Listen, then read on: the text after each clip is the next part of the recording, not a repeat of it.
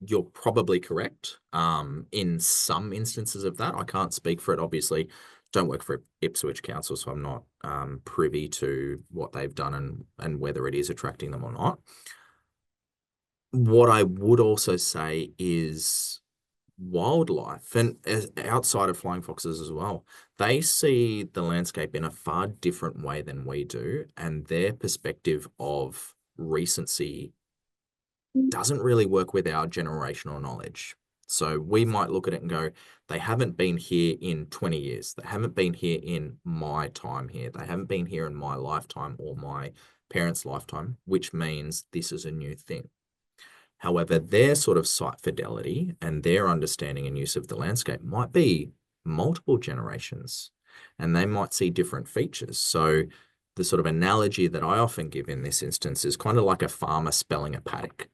So rotational grazing as they go around different sites, if you've ever done anything with farming. So these sites, although they seem separate for us and we've put arbitrary lines on a map or we've put roads and things in between them, for flying foxes and for other wildlife, this is just small obstacles in the way of a bit larger patch, and they use it as a larger patch.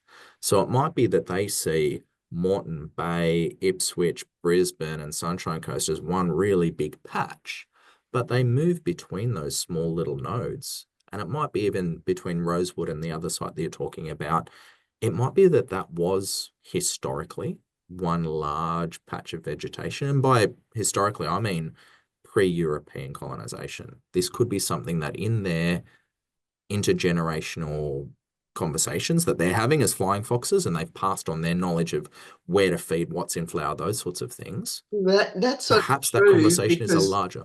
yeah, Rosewood, the Rosewood scrub area was the largest brigalow scrub in the world back pre-settlement. So Yeah, right. yeah, that might be it. Yeah. It could well be. And it's, we have, and for the people who are in Maroochydore as well, like we have, I think it's 13 sites around sort of Maroochydore, Mooloolaba, Kunda Park, Kaluan. Realistically, they probably just see that as one patch and they move between all those tiny little sites and, they'll have a bit of a go of it. Some of the vegetation will degrade. And so they just spell that paddock, move on to the next one. And while that first one regenerates, they're moving between each of those different little satellite nodes until they get back. But their timescale is just different to ours. That's all.